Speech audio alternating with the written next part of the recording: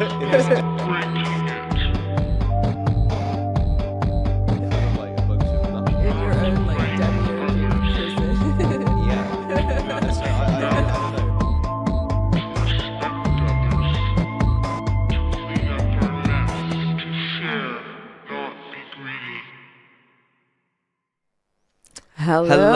and happy new year, everybody.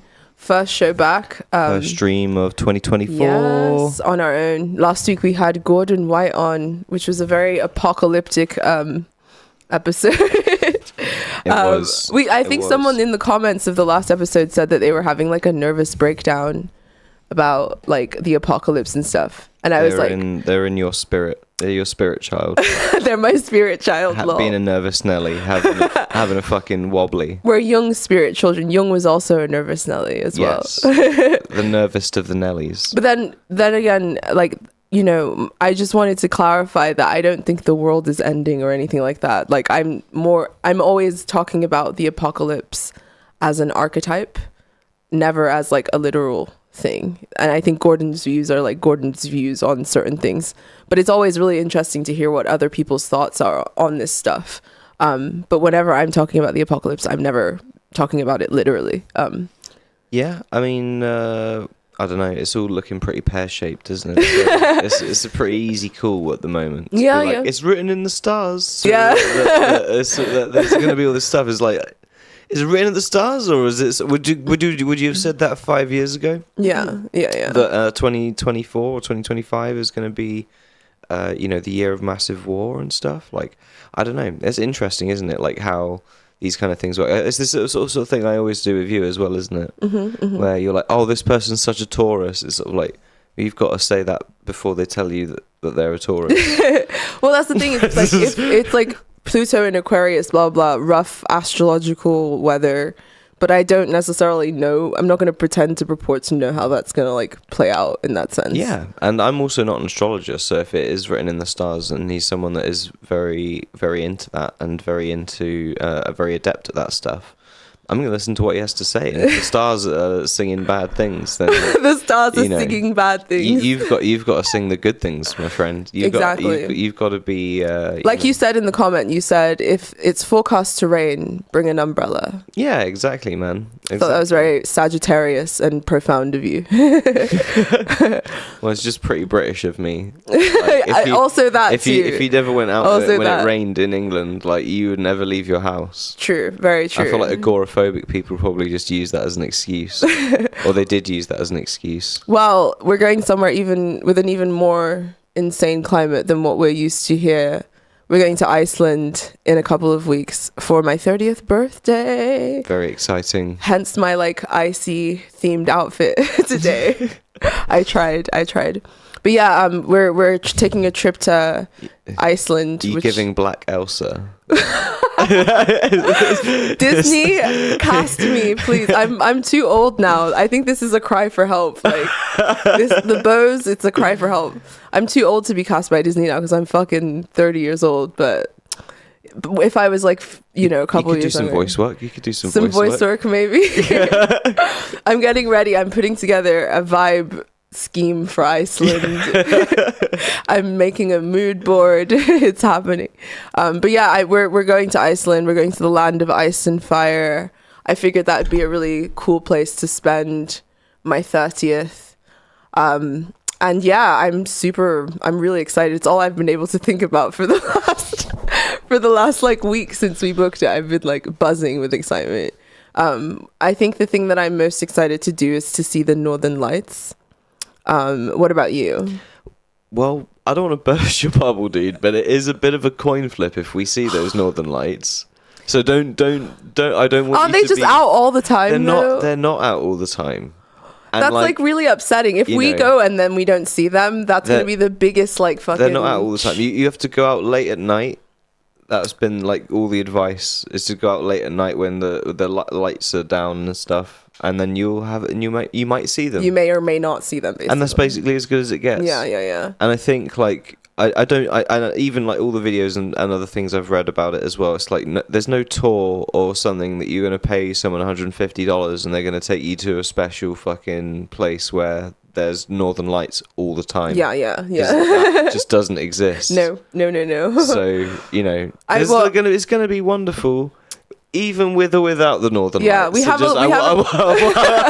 want you to be in that frame. We have of a mind. packed itinerary. Well, the thing is, we're both like London losers who are spoiled by public transport. Neither of us drive.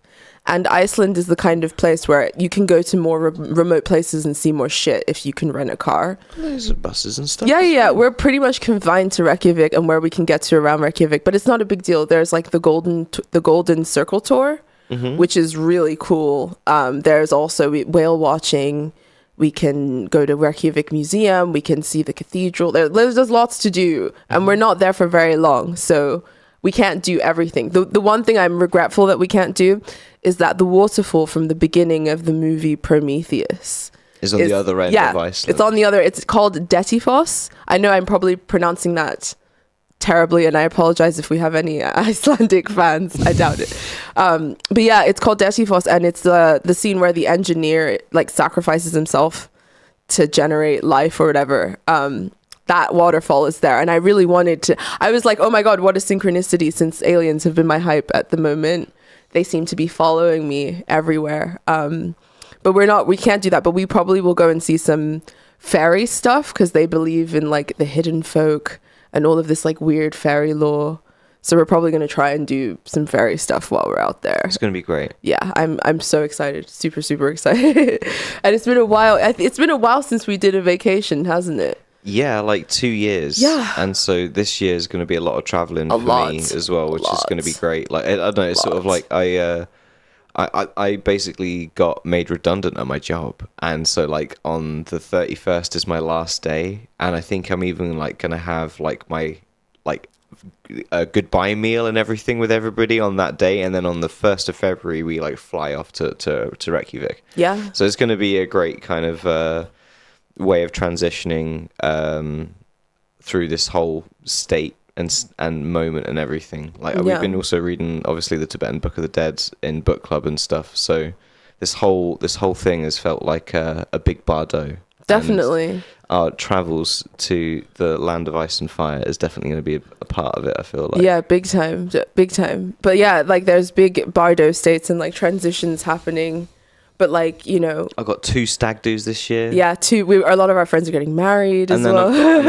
And then we're gonna do fucking Japan at the end of the year. Yes. And maybe there'll be some way that we can like do something whilst we're in Japan, because, dude, if I'm fucking flying to Japan, I'm there for 3 weeks. Yeah, definitely. A month if I can afford it. So like, definitely, you know, definitely. I don't want to leave you hanging for a month without anything. So like that, we should try and find a way of thinking about doing how like a Mystic in the Machine episode out in Japan. Yeah, I'm sure they've even got what am I talking about, dude? It's Japan. Yeah, they're gonna have like streamer booths. Yeah, and, like, in manga cafes exactly. and all sorts of crazy shit. So we'll deliver you like some weird fucking episodes from Japan That'd be at sick. some point in this year. Yeah. Which is going to be like the highlight and something I've been looking forward to probably my entire life. So yeah, I'm very much looking forward to that. Definitely. I really yeah, we're probably going to spend like 3 weeks out there, and like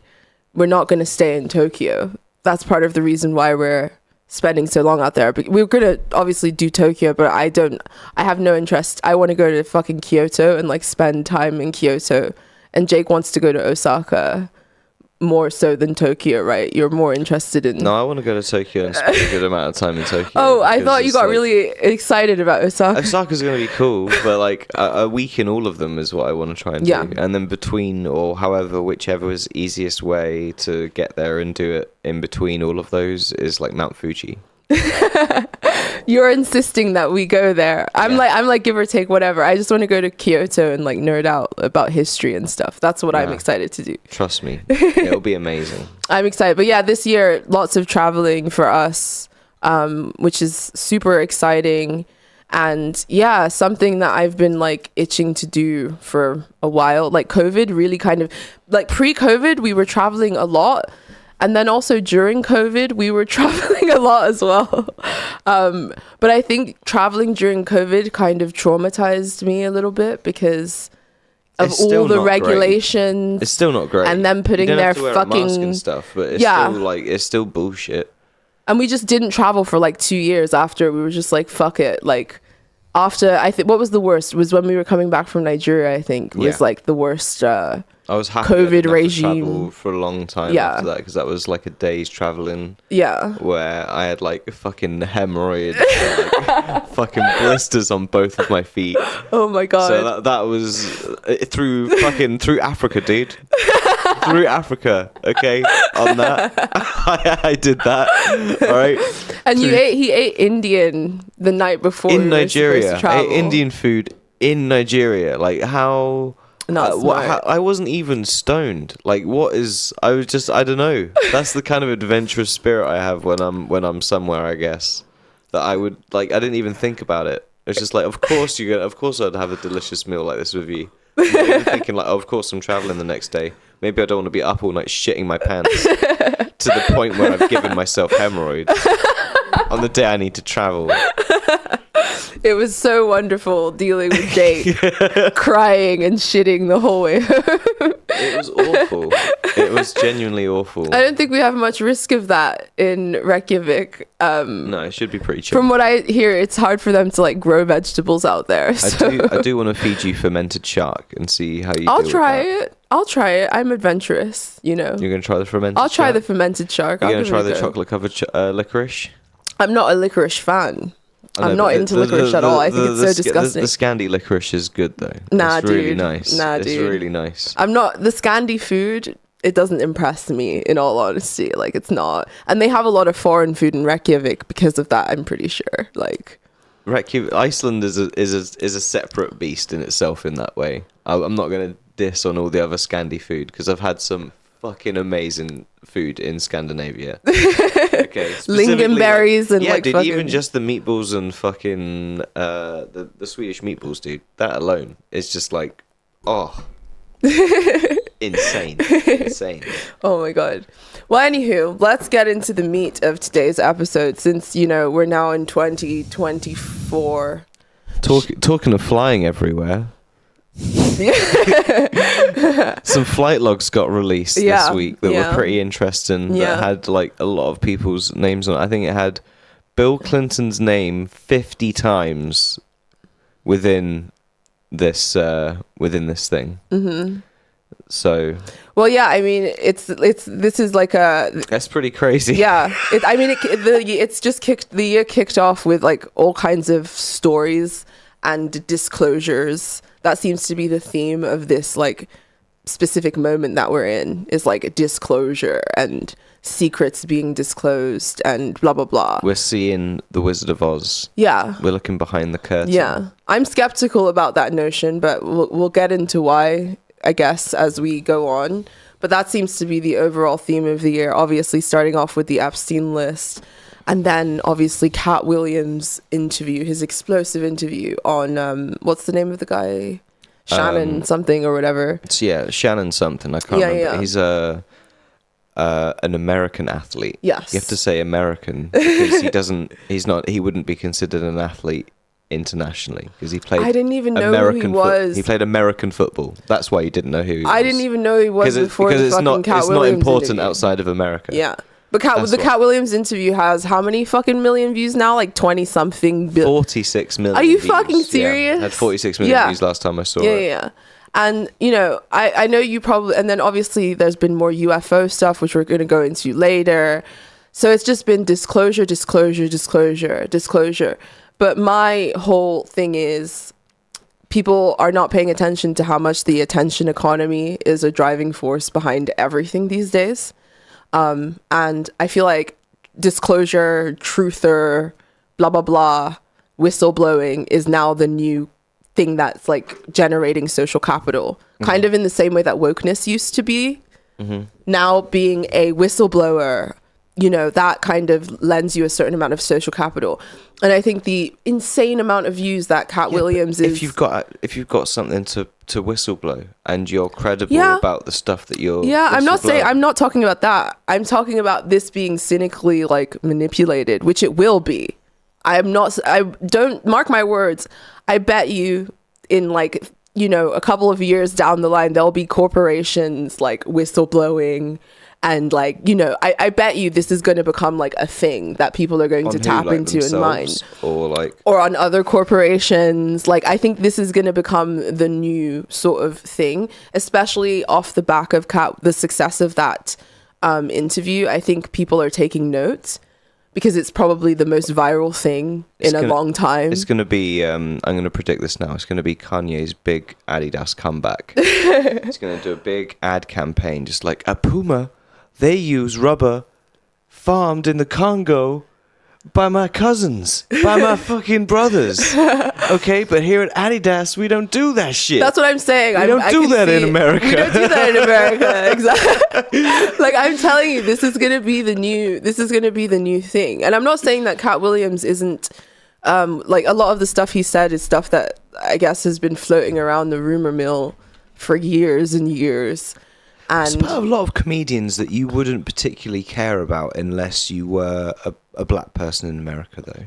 Well, like, the people he talked about, let's be totally honest. They're all like black Cedric American. the Entertainer, like all of these people. Tiffany Haddish and like Kevin Hart and stuff. Tiffany Haddish and Kevin Hart are the ones that obviously are international because probably of the exact sort of thing that he's very much like talking about in, you know, the interview and stuff. But the other ones, you wouldn't know them unless you were a fucking diehard stand-up person and you delved into the genre of black comedy. You would have absolutely stumbled across these comedians. Yeah. But if you weren't that person, you wouldn't know who the fuck they were. No. No.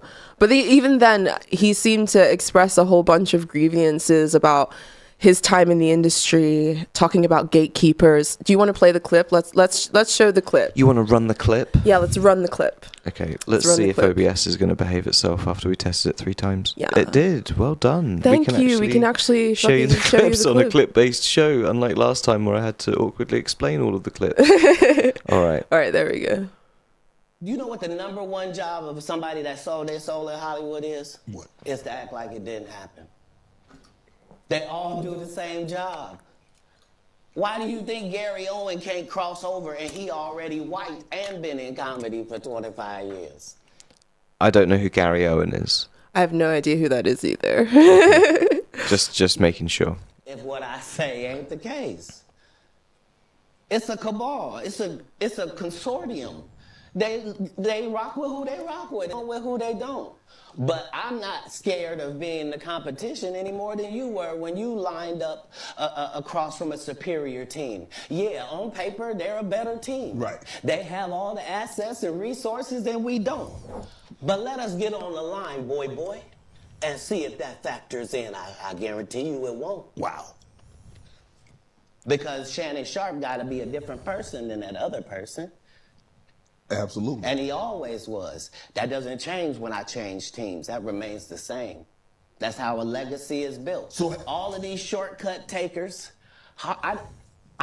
they canceled me for talking about Harvey Weinstein before the thing came out, but he offered to suck my in front of all my people at my agent. Wow. Harvey Weinstein tried to suck Cat Williams' dick, according to this. I mean, I haven't really heard about any of the gay stuff with Harvey Weinstein. I haven't read too much into that. Yeah, I thought he was only into starlets, but clearly he has like a thing for black male comedians as well. It's sort of like who can validate this though? You know, him. He said he did it in front of all of his like homies. Yeah, or whatever. yeah. And then hang on, I'll play the rest of the clip. What am I supposed to do? He did all of that. I'm thinking I'm the only black person on the script. I get there, it's 3 other black guys. Because if it's from everyone from his agency, no one's going to say, yeah, Harvey did that. Maybe even now. Yeah. They wouldn't. No. Because it's kind of done now.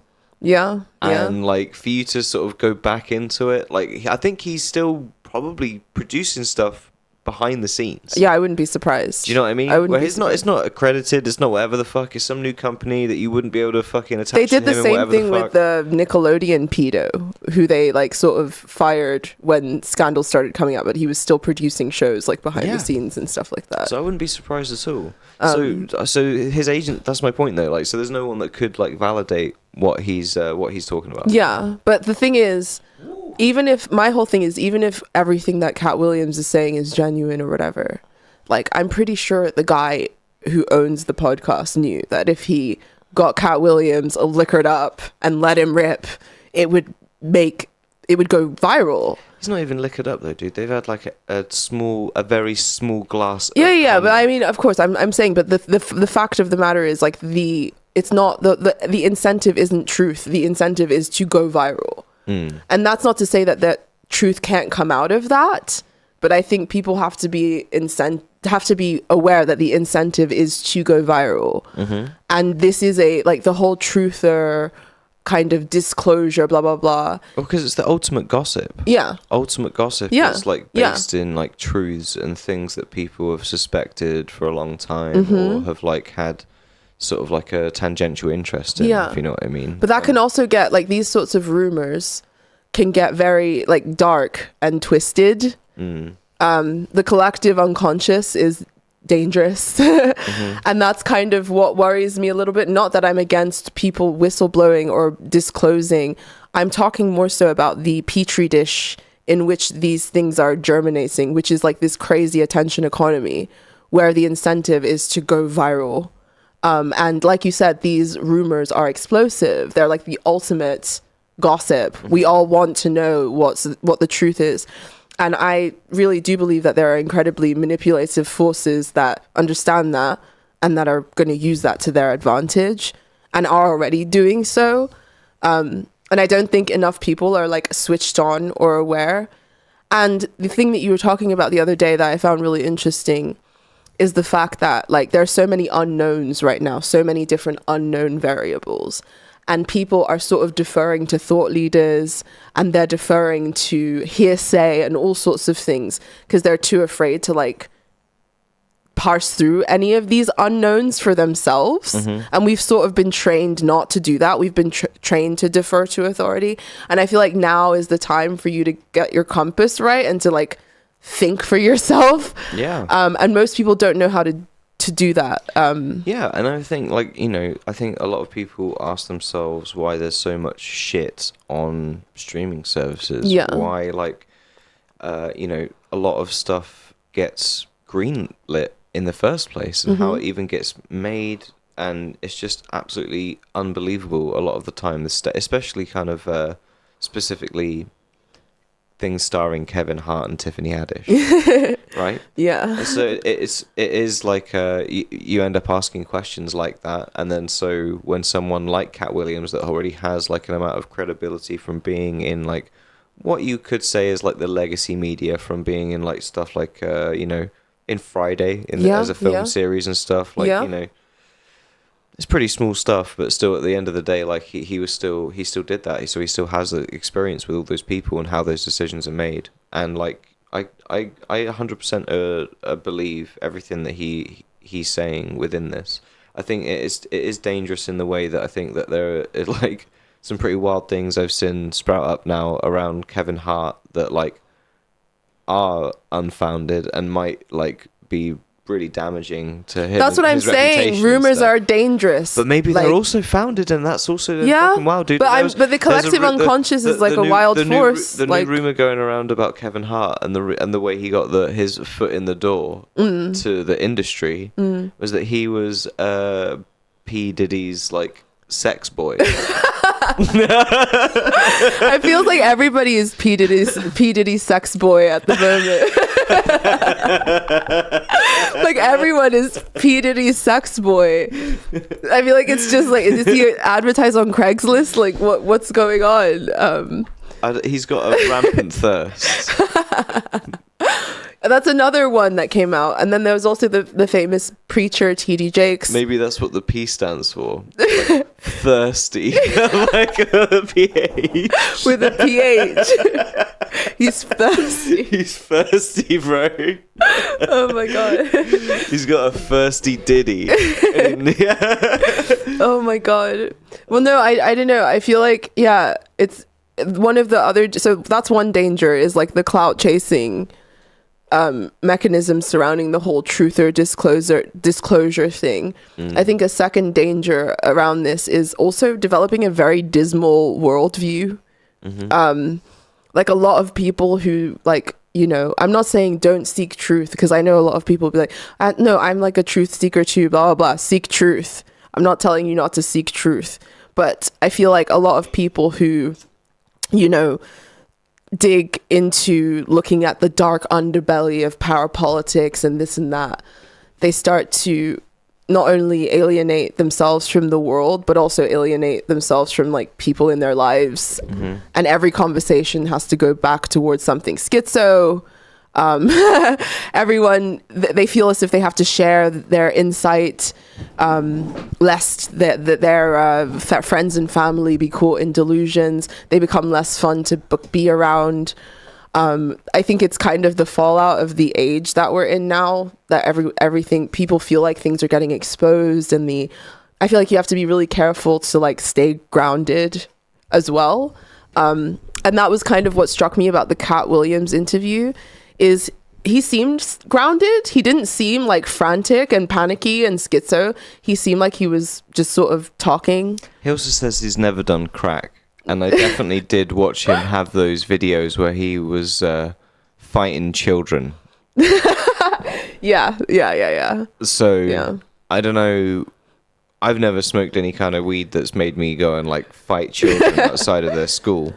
But that's what I'm saying is we don't know him. We don't know his character. We know the persona that he's put out and like the claims that he's making. I'd say there's either some hard drugs involved there, or that's like a total mental break. Yeah. Yeah. Right? Yeah. Like, those are the only two possible explanations. Yeah. And he was like hiding in bushes and shit, and he made amazing jokes about it. He made amazing jokes about it to like brush that off and like whatever. I remember this. That did happen, dude. So as much as you can be sober and be there like, oh, I'm great. I've never done this. I've always heard these bad stories and like fucking else, and I've never done drugs. It's sort of like, you were in the bushes fighting children, bro. Like, let's be real. So, like, let's just remember that. Like, well, that's the thing, is we don't know him. We don't know anything beyond the claims that he's making. But these are obviously things that have been going around the collective unconscious rumor mill for a long time. Sort of the idea of Hollywood gatekeepers and the idea of Faustian bargains, and all of these different things. And, you know, it's dangerous in my, like, I'm not saying it's not true, but it's also dangerous when it's like nebulous, because like we scapegoat, we often project. There are so many psychological mechanisms that make this sort of nebulous conspiracy rumor mill kind of dangerous. I think these days, like, it costs so much, like so much investment has been made in someone to make them a star. Where I don't think it was ever really viewed that way before. I don't think that it was necessarily viewed in that way. I think that it sort of, not that like organically happened. Sure, people were like pushing to do whatever and were ambitious, but I feel like now people very much look at it like a business, and they see it like they've invested this amount of money in someone like a Kevin Hart or a Tiffany Haddish, and so. Yes, she is going to make another 5 films because there's already 20 million to raise her profile, or however much fucking money to raise her profile up to this level already. And if we fucking get rid of her, then we've got to start again. Yeah. But I mean, I don't disagree with the notion that there's like such a thing as industry plants and this and that and blah, blah, blah, blah, blah. Definitely. And it's hard in this interview to pass through what's industry gripes he has about his career and what are genuine like legal claims that he's making that should be taken to the police. Yeah. And that's the thing about these. That's the thing about these. What's he like, saying about this? Even like the whole like the fact that he was sexually harassed by fucking what's his face Weinstein. He was asked if he could do that. Yeah, that's criminal. in my opinion. It's not that he was. And there are he's quite a trying to few other grab his things. pants or do any of that shit. Like Regardless, he did it's still to Terry Crews sexual or whatever. harassment. It's fucking criminal. And there are a lot of other claims he made that are concerningly criminal, but it's all mixed in with like gripes he has about the industry and his career and the careers of other people. And that seems to be a thing in a lot of these celebrity exposés, is that it's all muddled up between things that are genuinely concerning for society, as in criminal shit that like should be, you know, looked over in a court of law, and their personal career gripes, and also their personal gripes about people who are within their industry. And I think that's really in poor taste in a lot of ways. And I don't know, I'm not saying that there isn't truth to like certain things that he's saying, but we do live in an attention economy. And, you know, it's especially now that like the attention economy is so oversaturated and it's so difficult to stand out. One of the easiest ways to do that is to be like, I'm dropping a truth bomb on XYZ. I'm exposing XYZ. I'm doing blah, blah, blah. And there are so many ways that can be manipulated cynically. And I even see it moving forward. I even see it in the whole UFO disclosure world as well. You know, I see a lot of that. And I think that a lot of what comes out of that should be that whole world. I think what comes out of the whole alternative media, dissident media world should be taken with a healthy dose of suspicion, in the same way that you should be suspicious of the mainstream media. You should be suspicious of all media. I feel like a lot of people, because they're busy and they're tired, they don't want to think. So they're like, I don't trust the mainstream media, so now I'm going to put all my trust in all of these like ragtag team of like... Give me someone I can trust. Yeah, so a thought leader that I can defer that. You can't do that in this age, in the age of Aquarius. That's dangerous, because really and truly a lot of truths are being revealed. And a lot of them are nebulous. We don't know what's actually behind them, what's going on. And you need to have a connection to your faculties to be able to parse through it and think for yourself. And a lot of them you'll never know all the details. Yeah, you'll never know. And I think even like something like Epstein is like the modern JFK in many ways. So many ways. Where there's files that you already can't get access to, and already fucked up, and was already mishandled, and was already done this, you know, in day zero, dude. Yeah. So you're never going to find out the truth, and any person or anything that you could try and do to sort of try and get that, I think is going to be fairly futile, and they're going to drip feed you bits of stuff which is all, you know, gossipy and whatever. Yeah. But at the end of the day, like, you know, there is zero legal problem with being on any of those flight logs. No. And the actual responsibility of who needs to follow up with all of this information is independent journalists. Exactly. And media. And there literally are none. Take it from somebody who's been sort of orbiting that world for a while. Everybody's fucking bought and paid for or constrained in some form or fashion. Yeah. I mean, and even the ones who are good are like literally just hanging on by the fucking bareness of their fucking teeth, dude. You know, on the specifically on the Epstein stuff, I certainly follow Whitney Webb with what she kind of reports about it, because she seems to be one of the most thorough kind of journalists. Yeah, but the thing is, you still have to pick through everybody else's. You still have, whenever you're reading the work of any journalist, you have to pick through their projections, their own idiosyncrasies, their own neurosis. And there's nothing wrong with that. I think you should be doing that with everyone. You should be able to know. But my point is, like, now it's not like digging back and going and finding people from like the 90s and all this other stuff. Now it's like, okay, now we have this list, and there is like an actionable thing of like hundreds of names to go and investigate, ask questions. Did you, whatever the fuck, will you answer these questions? And even if they say, no, I will not answer any questions about this, that is an answer. And you continue writing your fucking piece, and you write all the answers that you get and all of the no's that you get, and you list all the people that say the fucking no's. Exactly. Because I think, like, and then it's up to more people to follow up on those people if they want any further truth. And I think, like, because we do live in a world where investigative journalism does not really exist. No.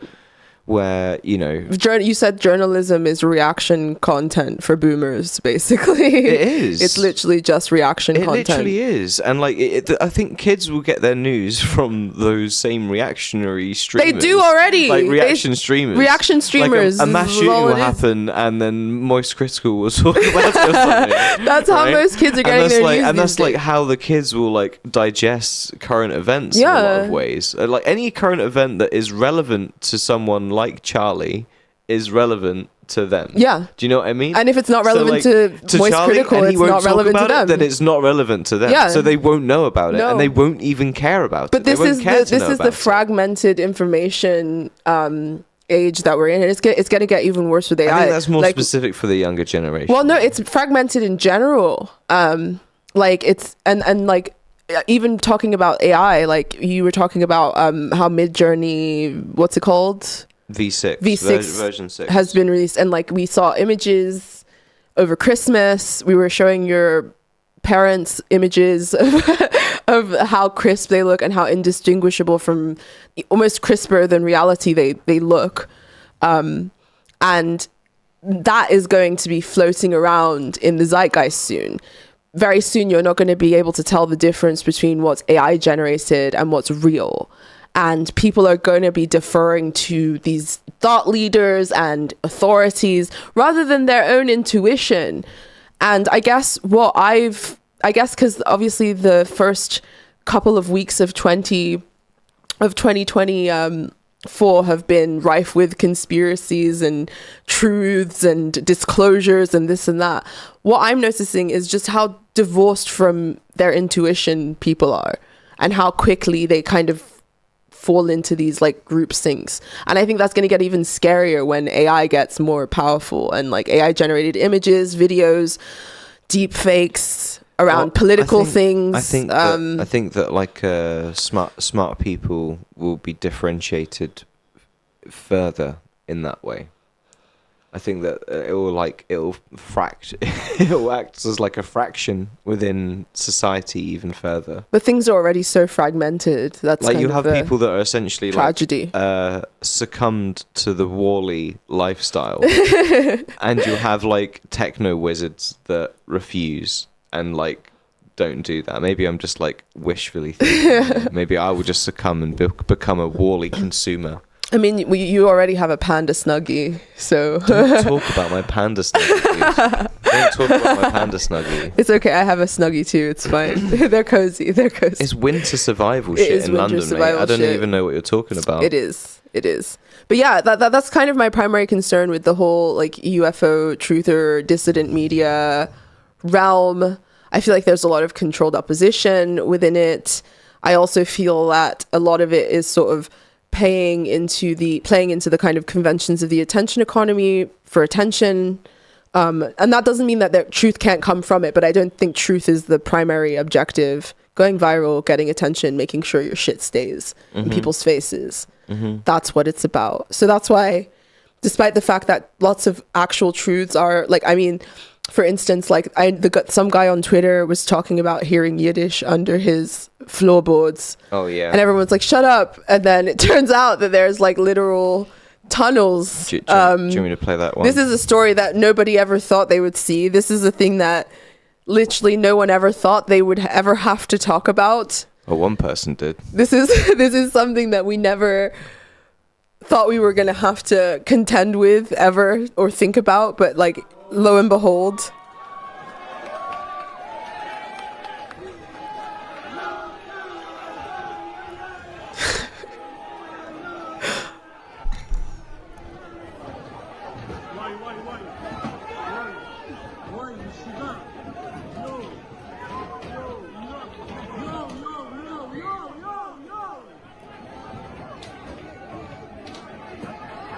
So we're watching a lot of angry Orthodox Jewish dudes.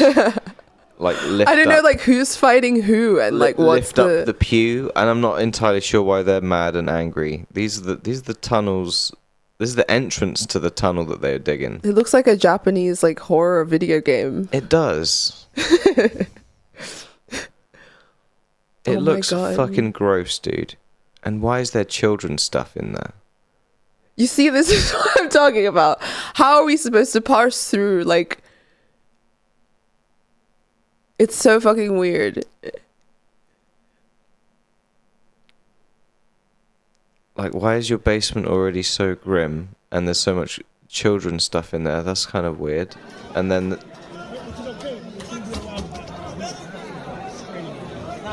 This is when the police were trying to fill it with cement, I'm guessing. yeah, police were called.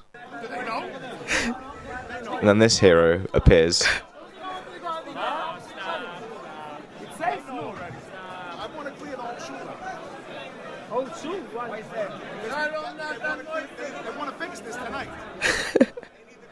And to why you need to expensive something, not the you got it, but not like this. Not safe. We don't do that in America. Iconic line of 2024. And then there's also this, which is just so I mean, bizarre. I'm just like, what is happening? And he runs over. I'm sorry, I'm like so confused about what's happening. Like it should be made out of AI or something. That is just the most bizarre. Like the new, I don't even know what's going on. I have no I idea think what's that's the worst bit as well. Is that anymore. like it's bad enough that you're My brain is getting to the broken. point where like you can make media that is fake that would look almost indistinguishable from like stuff. But then when Like, I'm expecting Skibbity Toilet to show up. exactly when the events of themselves are so outrageous and weird and ridiculous, like Oh my God, it I'm does just- like it makes like generating news by AI even easier. Yeah. It would become just Yeah. like that fucking the way that South Park think that Family Guy is written. Do you remember like the big manatee fucking pool where they would like go and grab a random topic and like bring it up and they'd just place it something. Like, oh, this week it's about such and such This week doing we this have and this, Jew tunnels. and this. And it's like this is how they're gonna start making news stories. I feel like this is our reality right now. It's literally just just like don't know. so we've got New York, we've got Jews, we've got tunnels. Let's fucking go. Like Oh my it's just God. the most ridiculous fucking I'm shit. just like, I'm just dumbfounded at everything that's going on. What do we right think now. the next one's going to be? Wait, we've not talked about Jellyfish UFO yet. No, as in like the next AI generated reality happening. What do we think this is going to be? I don't know. I don't know how much more ridiculous it can get than Jew tunnels. Something in Africa? Where's this Something going? in Africa, Jake's like, maybe? bring on the stereotypes. Jake's like, I'm a noticer. I need to do some more noticing. Wow, Jake, I'm surprised at you. I'm surprised you wouldn't show restraint. And that you would go straight there. Well, no, what would Jake's it be? like, perhaps something in Africa that confirms stereotypes. Oh my God. I don't know. I can't think of anything more like crazy than Jew tunnels. Sinkhole in Nigeria reveals cannibal graves or some shit like this. Like fucking who knows? Oh my God. I don't know, man. I'm just dumbfounded and like I don't know.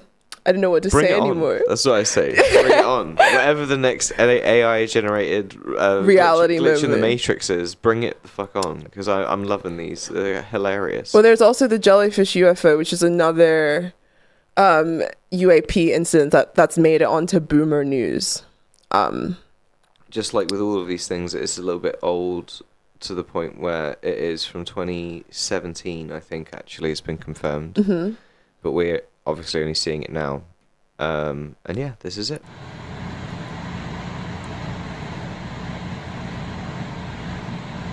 So I'm just going to put this on mute so I can Yeah. kind of narrate and talk to you a little bit about what you're seeing here as well, okay? So what we are seeing here is a thermal image, okay? This is why, like, the image is in black and white. This is why this thing that we're watching, the jellyfish, is seemingly shifting between being, like, really pale grey to being quite detailed in some areas, and you can kind of see lines and some other bits and bobs, to it being really black, to it kind of moving like that, because it's actually looking at, like, temperature.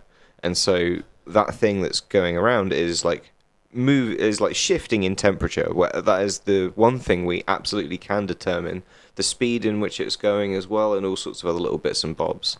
This is in. Why has Boomer News picked this up though? Because it's another military confirmed UFO video, and they're always way more credible than, like, there's a guy on YouTube that I was following for a long time that would be like, fuck you, like people like Jeremy Corbell and like all of these people that are like, I think they're fucking glowies and they're like, you know, in with people. I'm just going to do my own fucking reporting, and it's going to be on all the stuff that you guys send me. If you've got fucking a weird thing, you've seen something crazy, like, we'll build this community together. Send me in your fucking videos and I'll showcase it on the show. And then, like, you do see some stuff in there which is just fucking whack and, like, definitely fake. And you're just like, why did you show this video? You're fucking idiot.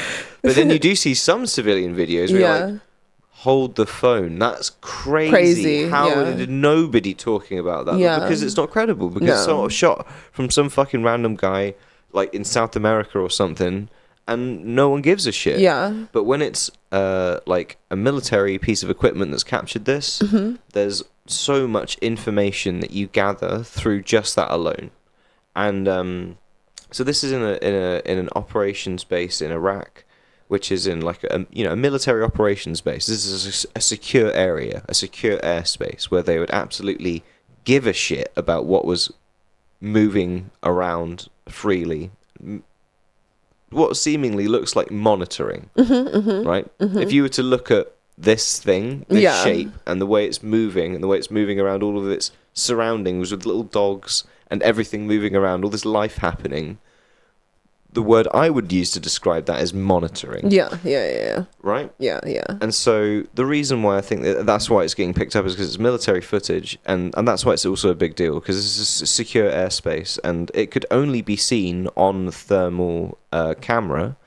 They had other people go out somewhere and try to view it with night vision and all sorts of stuff. You couldn't see it with the naked eye, which is why nobody around the base seemingly can see it or is paying it any attention. And they also couldn't get a weapons lock on it, which if you jam a weapons lock, that is an act of warfare, right? And so they don't know like what this thing belongs to. We'll just watch the rest of the video. It's just sort of zooming over. But that's all the context. It's no shape that I could recognize. I don't know why people are calling it a jellyfish. It doesn't look anything like a jellyfish. Because it's got this kind of larger top bit with the dangly lower bits, even though the dangly lower bits... Yeah, I mean, look at the shape of that. That's definitely like that's definitely a jellyfish type shape, dude. Look. It's like some weird geometry. It's like Lovecraftian, almost. Some of them were also calling it the spaghetti monster. I like that. And I think better. there's been a little bit of a confusion with this as well. Where sorry, I'll just keep playing it with the sound off. There's been some confusion with this as well, to where I think Jeremy might have. I think he's received a couple, or he's obviously receives a shitload of videos and a lot of stuff. And I think within the disclosure of this, or within the documentary, whilst he's disclosing this, he talks about either this one or something else going into a lake and then coming up and then zooming out again. Yeah. And there was a US Marine that was interviewed and has done it and was released in The Sun that I read today, that basically said that I was there and witnessed this thing and saw the whole thing. No, like, it doesn't do any of that stuff. So I don't know what the fuck Jeremy's trying to talk about with that. And so I don't know, like, I'm not sure if he's got his wires crossed on things like that, or if there's going to be more footage of this thing which gets later released. Do you want to have a look at the chat? Yeah, sure. You see that sort of thing in the UFO community all the time. There's hunger for novelty and new information. It's not really about truth. It's about a new shiny. Yes, exactly. It literally is a hunt for novelty. And I don't think it's even just the UFO community. I think it's also any sort of truth or conspiracy community is subject to the same vile conventions of the attention economy as like everything else. Yeah. Even in the political realm, I saw it firsthand. Like, I think it's tricky within things like the UFO community, where like you they're in like to so many people that are steeped in this stuff, that are like know so much of the law, that have like know all of the government people that have come forward throughout the last like 50 years. There is more than enough evidence to like, you know, make it a really like to make your mind up on this sort of thing. So it's not that I'm like searching and I talk about this stuff like, oh, new evidence, because it's like, you know, new stuff, new videos, because it's interesting. It's sort of more like, this is a mystery that is sort of still currently being unraveled. And just the mere sort of like and that's kind of what I didn't appreciate with Gordon's kind of response with the UFO thing. I think a little bit was sort of you know, I was into that 15 years ago, and I know about like all of that stuff, and you couldn't tell me anything new now. And it's sort of like I think there are new things that have happened within the last few years which do change the very nature of this thing. And there was a great interview recently with a guy called Richard Dolan, I think his name is, who is he used to write a lot of normal serious books, and then when he was writing a normal serious book about the Cold War in the 1980s, he like stumbled across all of this UFO stuff across loads of different agencies and everything. So it caught his attention as a regular UFO person, and then like got really into it and sort of really started doing as much journalism as he could around the subject. And yeah, I think even he was sort of like, you know, and people that have been doing this shit for 50 years are like, no, this is different now. It has never been like this. There were kind of like, you know, moments in 2001 where Stephen Greer had the first disclosure of press announcement and stuff like that. And there were moments where things bubbled up, but it's never been like the current environment. But all as the it is more now. reason why one should remain skeptical and keep their, it's like the whole "don't be so open-minded, your brain falls out" trope. I think that energy and the intuition that I'm going a lot of this on is like everybody's sick of it. Yeah. Everybody's sick of it, the rightly so. bullshit. Everybody's sick of it, the rightly lies so. and the bullshit Yeah, I and all this agree. kind of stuff. There's nothing wrong with that. And it's a lot of But there are also wolves that waiting to fucking take it's advantage a lot of band-aids of that that. people want to rip off and fuck this stuff and like you know and change the world potentially. Right? Like it's the kind of the stagnant greed kind of place we've been in for the last 40 years. Is not only unnecessary, it's just like fucking, it's gonna kill everybody, and it's killed everybody's spirit and soul. Yeah. Right? Yeah. But even everybody's spirit and soul, and you need to do something revolutionary to turn the wheel. And of course, to fucking... but there are many things that have risen up in response to this spiritual malaise that you're describing, and not all of them are good or healthy or edifying. And some of them have the potential to be good and healthy and edifying, but the ability to differentiate between what is good, what isn't, what is true, what is false, is being heavily fucked with. People are especially in our cultures, are not encouraged to develop their intuition. And like we've been reading the Tibetan Book of the Dead, we've been doing heart chakra meditations. Like, your intuition really is the thing that you have to get through life. Well, I'm a musician as well, so like intuition that's all improvisation. That's like feeling stuff out and being able to respond. You know, that is intuition. So maybe it's something that I feel like is supernatural because that's what comes supernaturally to me. Yeah. But maybe it's not for everybody else. Well, a lot of people have allowed that to be taken away. They've allowed their confidence to be lowered, their confidence in themselves to be lowered, and they've sort of outsourced it to something else. Well, it's allowed them, but it's also like there's a whole like $1 billion system set up to do so. Yeah, to do so, right? As well. Yeah, of course. So like, and I think that's kind of you know, what people are sick of. Yeah. In a lot of ways. Yeah.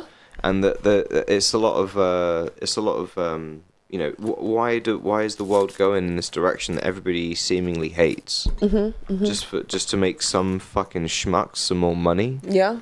Yeah. Like, there's so many people are fucking sick of it, dude. Yeah. It doesn't matter if you're a fucking lib, if you're a fucking conservative, whatever the fuck, you know that instinctually, intuitively, like there's this terrible So we're getting thing. fucked. And if you're not, and way. if you don't think that it's really that bad, and you're like, oh, I'm just gonna vote for fucking Joe Biden, or I'm just gonna vote for Keir Starmer, and fingers fucking crossed. Like I don't know, man. I've been saying this same fucking response for a very long time, but I feel like it is the only rational kind of response to democracy, as Bella Kuti would say, right? But even then, I feel like even then, that gung ho energy I've seen, manifest itself in, let's say, from 2016, the Bernie Sanders movement or the Trump movement, many of the different movements, the Black Lives Matter movement, many of the different movements that have risen up over the last decade. That have been sort of ways of showing disillusionment and frustration against the system in some form or the other have been recuperated and have actually been sites for neoliberal ideology to sort of like repeat itself and like manufacture itself. And I kind of, even though the truther movement isn't necessarily, or the sort of disclosure movement isn't explicitly political, it's still kind of relying on the same conventions within the same attention economy. And that's why I feel like you need to be skeptical, because the aim isn't truth, it's virality and like viability on these platforms, basically. I don't think it is with UFOs. That's naive. I think that's hella naive. If you think that people would just because they're talking about UFOs would tell the truth, if you don't think there's a need for novelty, if you don't think that there's a need, if you think that those things don't play a role, I think that's terribly naive. It's a decades-long pursuit to uncover this stuff. Mm-hmm. That isn't novelty. Spending 50 years doing something. Yeah, there are certain novelty. figures. No, I'm not talking about the figures who have been following this for a long time steadily. I'm talking about the fact that now there is an incentive to talk about this. Because people are interested. Yes. There's an appetite. Of course, but there's also money and attention to be soaked up around it, which creates people's attention, which is currency these days. Yeah. And just because this is your pet issue doesn't mean that like the same conventions aren't working around it. It basically launched a new news channel. Well, right? Yeah, exactly. Like News Nation. Yeah, News Nation. That was not a news channel. Yes. Until they did. They got David Coulthard, which was like super credible UFO reporter from Australia. Yeah. To come and do the groundbreaking interview with David Grush. Yeah. On News Nation. Nobody had heard of that fucking thing until they had done that. And then they had all of these clips and all of this stuff and all of these things going around YouTube. Nobody even knew that it was on fucking TV or how to get it on TV, which is why at the end of their fucking show now they tell you how to get it on the fucking TV. Because they need you to watch it on TV, because the adverts pay them way more fucking money than they do on YouTube. You know, like there's so I understand that attention aspect of it. I do, but I kind of see it as and they certainly also pitch themselves within that way, because it's a wave to ride, and that's how the attention unbiased, like we're unbiased truth. That it's a wave to ride, and that's what I'm saying. That's how this works: is you find a wave to ride, and this is a new wave. Kind of the lingo of the times, though, isn't it? It's just kind of the lingo of the times. But that's how it worked with wokeness. That's how it works. It's how it works with every single round of faddism within journalism. And now that this whole truther thing has become a fad within journalism, it's going to get milked in the same way that fucking wokeness was milked, the Trump movement was milked, the Bernie Sanders movement was milked by all of those fucking leftist rags. It's the same thing repeating itself, and I see that happening. And that doesn't mean I'm not a pursuer of the truth or a respecter of whistleblowers. Like, I definitely am, and I'm not saying that anyone should swallow the official narrative on anything. I think you should always look at multiple sources, but you have to have your intuition. Oh, that UFO video we just watched, by the way, the best debunker in the world claimed that was probably just two balloons spaced around 12 meters apart, drifting through the airbase. Well, how would balloons get there or whatever? Well, either way, when it comes to like that was the best explanation that people all think is the best way to debunk that video with all of the information and context that I told you. That's what they think it is. Well, when it comes to the, like, you know, validity or whatever, like, you know, do your research, trust your intuition. That's literally all you have. And that's all anybody is running on, which is another thing that this period has taught me, because so many people who are supposed to be thought leaders have, like, embarrassed themselves and have shown that they are either working for certain interests or this or that, and that they're intellectually constrained. But I think that's also why they're doing the pre-programming with some of the language around it, right? Like catastrophic disclosure and all of this stuff. No, not that stuff, but like even changing it from UFOs to fucking UAPs. UAPs. Because it changes it from an object that's flying to a phenomenon that can go through different mediums, can go through all sorts of different stuff, right? So like they're already like more acutely using language because they have a lot of fucking knowledge on this stuff, and nobody wants to use the term aliens or non-human intelligence, non-human intelligence, NHIs, right? And so that's a big pre-programming thing, I think. Is to sort of shift the emphasis away from this idea of little green men that has been like basically anti-propaganda to fucking drill into people that you shouldn't be interested in UFOs because it's preposterous. But that it also shows you how much what people see as valid as well is also based on status. It's also based on status as well. Like it was considered fairly low status to speak about these things. So speaking about these things was an indicator of low status. But now it's high status to talk about these things, or the status of these topics is raising. So whenever the status of something rises, it always attracts, like, you know, people who are looking to gain status. It's the same thing with wokeness. You know, 30 years ago, being a fucking gender studies, whatever, was considered a silly thing, you know, that people would make fun of. But then it started to gain more and more status and social capital because there was an entire kind of digital milieu surrounding these different topics. And now that's starting to happen surrounding, you know, things that have been fringe for a long time, like UFOs and major conspiracy theories and things like that. These things are starting to increase in status. It's because we have our own secular dogma, and there are people that cannot relinquish the idea that reality is constrained by the speed of light and the speed of incremental change. Yeah.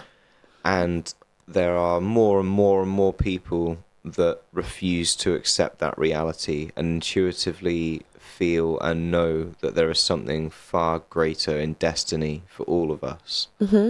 And it's really about having the trust within that. I think even things like what was it, Storm Area 51, the spirit of that was absolutely true and has just been building ever since. Instead, they stormed the Capitol. Yeah, literally, dude. Literally, they stormed the Capitol instead of right? storming Area 51. What a missed opportunity. I know, right? There's no aliens in the Capitol, dude. I know. They're just Nancy Pelosi's desk and, like, way you know, more boring. Really way boring. More boring. But it is. It's the same energy, is it not? Yeah. And I think that there's a more of a hunger and stuff for people to, like, actually understand the true nature of things and not let dogma kind of shield them any further. Yeah. It also reveals how much people don't think for themselves. I don't remember that fucking show Rising or whatever, which I've been on a couple times. If I had gone on it 4 years ago, knowing the sorts of people they are, and talked about any of this shit, they would have laughed me out of the fucking room. And now it's like the thing that they talk about it constantly. To be honest, and that's the thing, is it's all about status, and that shows you how many people just don't think for themselves. I almost see the way that they cover. I almost see the way that they cover UFOs like some sort of YouTube sketch. Like they play these like exacerbated intelligentsia liberal fucking types that are like trying to grapple with like ontological shock, basically. It's like a Kubrick. It's like a Stanley Kubrick. One of them's there, literally scene. just like, oh my god, I fucking. What is it this week that there's like some whistleblowers confirmed that the Pope gave over aliens in 1935, and you're just like, and then there's like another one. They're like, yes, Jeremy, like fucking this happened, and we have to get used to these ideas. And you're just like, this is absolutely. This does it's like feel a Stanley like some Kubrick sort of, like scene or something. Like it has that same effect. It does feel like some sort of sketch and not like the news. Yeah. Yeah. And maybe it's because they also look kind of like SNL dropouts. Yeah. You know. Yeah. They do have that kind of physiognomy. Oh, that was mean. But like, you know, but you know, what can I say? I'm just cracking fucking jokes, dude. I'm just cracking jokes. Oh, but yeah, I God. think that video is fucking legit. I think that's really fucking trippy. I think that you know, something encroached a fucking military space that couldn't be seen with the naked eye, that was like changing temperature and looked like a fucking droid out of Star Wars, or a fucking jellyfish, or a spaghetti monster, or however the fuck you want to describe it. Like, that shit is fucking spooky as fuck. That is unexplainable and spooky as fuck. And I can't wait to see all of the kind of fucking crazy videos that are going to be coming out in this next year. Yeah. Because by all accounts, if all the journalism that is supposed to be taking place is taking place in that field, holy bejesus, we're in for quite a fucking year. Well, not and even I'm really just in looking that forward to field, it. just in general. Fucking hell. The Oh, yeah, year everything kicked off else to and, fucking yeah, crazy start. Even the wars, stuff going on in sure. Yemen, all of Well, that yeah, fucking shit. Like, terrible. Heart goes out. Thoughts and prayers. oh man. I'm excited to see what happens, and where it goes, and what the true nature of our existence and reality really is, like, you know, connected to, man. Like, I don't, like, all of this other shit is literally monkey business. Yeah. Yeah. It's monkeys doing what It is monkeys do. Tribal, stupid fucking nonsense built around, like, archaic nonsense systems of power that, like, have real, like, just fuck up the way people want to live their lives. Yeah. And people want to just get on and live their lives at the end of the day. Yeah. They don't really want And that's whose side I'm on in all of these global conflicts, is the people who have no say in it. I think it's been disgusting to watch people standing any regime. Like, how you could stand any regime in any of these conflicts is really, like, fucked up to me. Like, if you're not, like, on the side of the people, then I don't really want to talk to you. It's part of the reason why I haven't said much about this, is because I don't really want to talk about this on the bloodthirsty and inhumane terms that I'm seeing most people talk about it on. And I find it quite abhorrent. And it's never about the people in both the West and in the Middle East and everywhere that's, like, you know, facing conflict right now. It's never about the people. It's always about people either standing one regime or another, or glamorizing this or that. It's just, I don't know. It's dark. It's fucked up. It's a side of human nature that I don't really want to, like, deal with or whatever. And yeah, it's also getting more and more chaotic. News-wise, it's going to get more and more chaotic as we get into 2024 as well. There's 60 elections globally this year, one of which is due to happen in our country of Great Britain as well. One that's winding up in America. Yeah. I think this is the year where there's been the most global election in how many years, or is it just like ever? I don't know. Well, it's an unusually large amount of global elections in a hyper polarized time, where it seems like we're on the brink of war. All this truther blah blah blah is getting released. It's quite clear people are incredibly divorced from their intuition at a time when they need it the most and need to be connecting to it the most. And yeah, it feels more and more scary, like, every day for me. But I guess that's been my main focus for the last, like, couple of years, has been coming home to self, tapping into my intuition, learning how to trust it, and, like, shutting out the noise. And I highly recommend starting off that process to everyone if you haven't, because you're gonna fucking need it. Like, Heart chakra meditation. Yeah. Every day. Every before day. you leave the house. yeah It is a must in this season. Yeah. It's the only way. yeah definitely. And, you know, love is the only thing that will conquer hate. Yeah. Like, And it's- confusion and division and fragmentation and all of the different things. You can't fucking do any of this stupid intellectualizing shit. You just, it's like all those old songs, man. You just have to love. You just have to put it out there and operate with an open heart. True. And yeah, happy 2024, and we will ride it out with you. We have a lot of stuff planned for the new year, lots of new guests, lots of interesting topics, some extra features as well that we're planning soon as well. So yeah, we're gonna be riding out this crazy 2024 storm with you guys. So stay tuned for more, and we shall catch you next week with a new episode.